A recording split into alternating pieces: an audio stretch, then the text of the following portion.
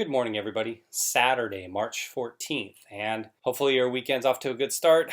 Dull week, right? Nothing much going on, right? I planned for some time to talk about the opportunity in this whole situation, the opportunity that exists to get off of the teat, so to speak, and that's for the United States, but other countries that have become overly dependent on China over the past 10, 20 years as they've risen to power. A video like this has been on the back of my mind to do, and this article that I came across obviously kind of pushed me over the top, and I just wanted to talk about it and share it with everybody. This is a Financial Times article here, and it says China goes on the offensive to control global coronavirus narrative. And it wasn't just this source. Obviously, we want to make sure we have a lot of sources, but I checked all the other sources as well. All the mainstream sites were running this article as well. This was from earlier in the day on Friday, so Fox, CNN, Washington Post, Daily Beast, BBC. So any news source you could think about was running this story as well. To me, this was a huge one, so obviously I wanted to look at a ton of different sources and make sure that the information was kind of lining up.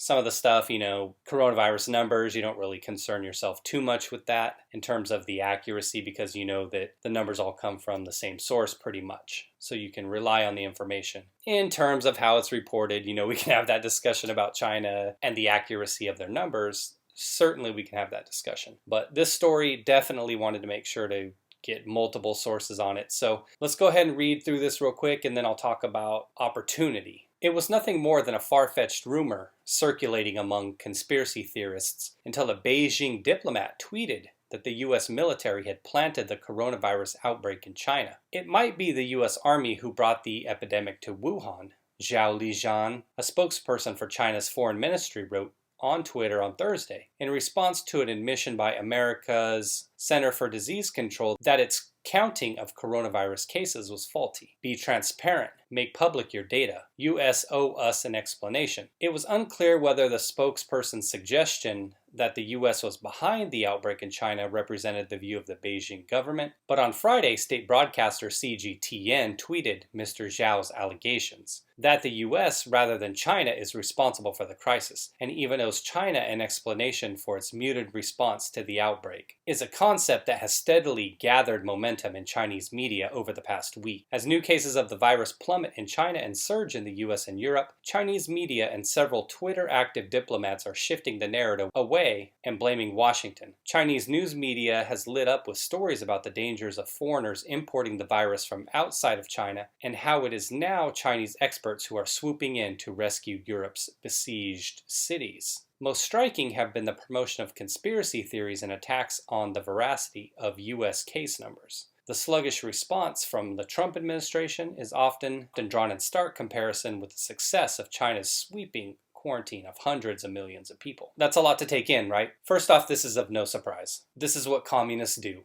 This is what communist governments do. The reality is nobody believes it. Nobody's going to believe it. The strain can be traced directly to Wuhan and to the Hubei province. Actually, I should walk that back a little bit and say nobody outside of China and other socialist, communist type governments who don't like westernized nations. They'll believe it because that's what they want to believe, and they want to believe that the US and the West is the bane of the existence of the world or what have you. Nobody with any semblance of intellect whatsoever is going to believe it. Like I said, it can be traced back to Wuhan, and that's why we call it the Wuhan virus, the Chinese flu. That said, communists work how communists work right now, and we see that at play. They probably can get their people to believe it. They can probably rally the troops in China and get their 1.5 billion people to believe this because when you live under that kind of oppressive regime, they control it. They control the media, they control the way people think. I'm going to say tactically, when it comes to the way that this is kind of playing out or is going to play out within China, tactically this is not a bad decision. And I have no doubts that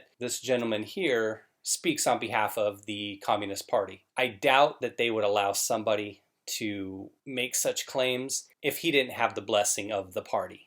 It's just how it works. You aren't allowed to get out of line because they're going to crack that whip and make sure you're in line. He knows his role, he knows his place. So as the article talked about, they're now talking about how it's starting to pick up momentum in the media. And to me, that's really kind of the whole point of all of this. It's not so much a campaign to denigrate the U.S. outside of China and these other nations that are hostile towards the U.S.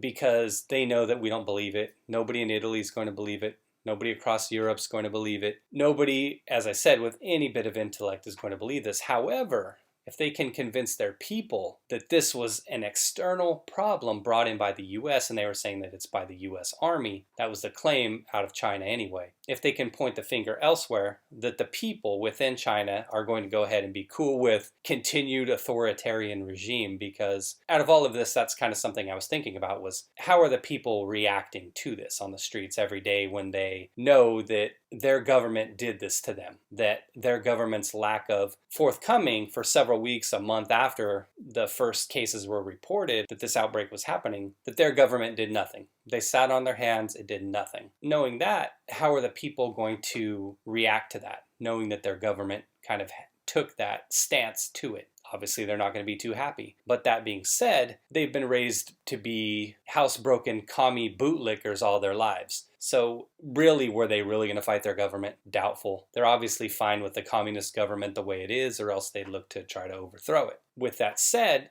then it may seem like, well, what's the point of the Chinese trying to do this? What's the point of them trying to place the blame? Well, again, if they can find a scapegoat, even with the authoritarians that they are, if they can find a scapegoat, then definitely it behooves them to go ahead and try to point the finger at somebody else. And what better, what better nation to point it at than us, right? If you can keep the division in your people and keep them hostile towards other countries, kind of keeping them feeling like it's the us against the world thing, everybody else is trying to take us down. But fortunately, the communist government has our back. They've got our best interests in heart. If you can keep your people in check that way, then that just keeps them obedient. Like I said, trained dogs is what they are. That rant aside, opportunity. The opportunity to me lies in the fact that, like I alluded to at the beginning of the video, the reliance has become too great on China for so many things. And there's another video I'm going to have out that talks about another aspect of reliance that's to our detriment. What I've been thinking about when I first heard that factories were closing down, I saw it as an opportunity for countries such as ours, other advanced nations across the world, to kind of see it as a chance to get away from China, to break the financial ties from China, the financial chains, if you will, because let's be honest, they have a lot of countries shackled and kind of bent over a barrel. And as much as we like to think that we're this superpower and that we're isolated from all of this, the reality is China really does have a huge stake in ownership in a lot of US businesses, housing, a lot of sectors of our economy. I really wish that companies would see this as an opportunity to break those shackles and chains, like I said, to bring manufacturing back to the United States, to continue to support the trade war against China, the tariffs and everything like that, to find ways to at least help put our country and other countries as well, for individuals who are watching different countries, to get our countries on an even footing in terms of trade and kind of the whole economic back and forth that we have. I'd really love to see the United States start to look elsewhere, even if it doesn't mean bringing manufacturing back here, which ideally would be great, creating American jobs, creating more of a reliance on our own people and getting people to work. Obviously, I realize that's easier said than done. You just don't throw a factory up like that and just throw people in and start making stuff. I know that in terms of the whole economics of it all, there's certain things that it makes sense to outsource based on kind of the country's labor and where you're at kind of educationally on the pecking order in terms of your workforce. Now, I get all of that, but I would love to see a lot of that manufacturing come back here. And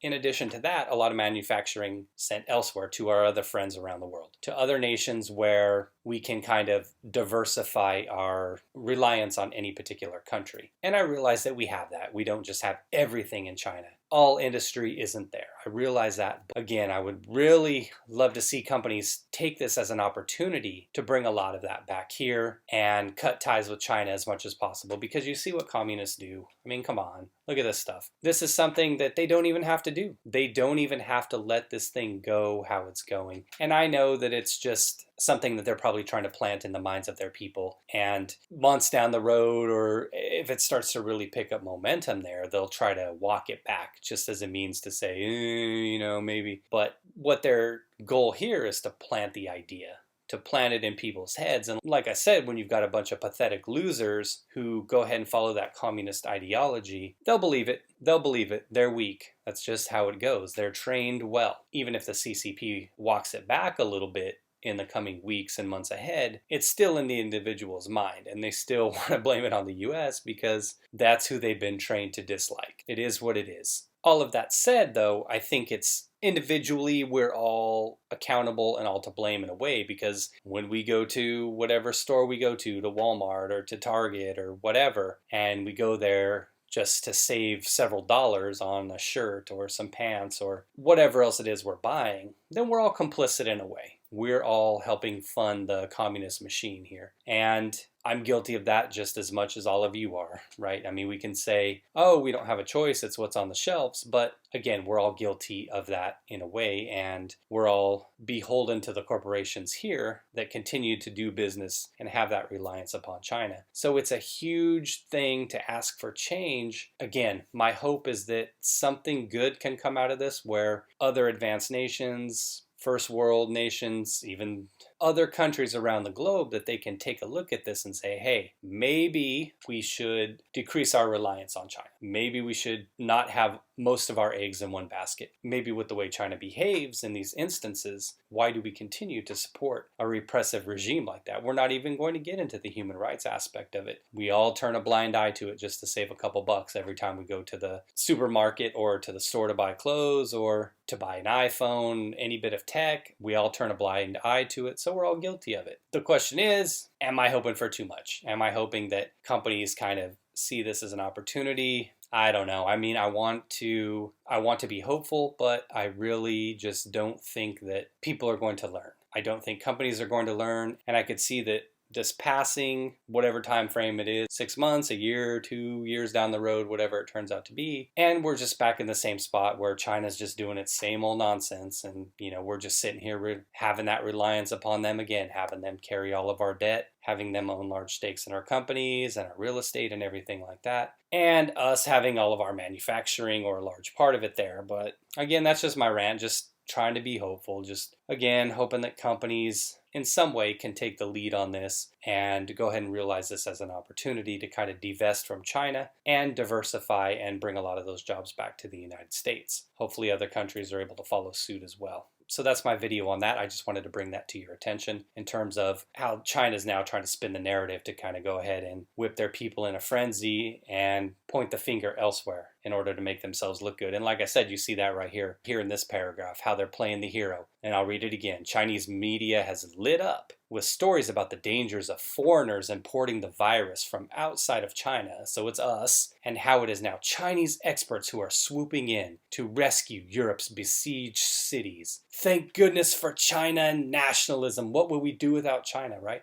You see the narrative right there. They're laying it out there. What are we going to do about it? All right, everybody. Thanks for watching as always. I'd love to hear what you think about this. Take it easy, everybody. Have a good weekend.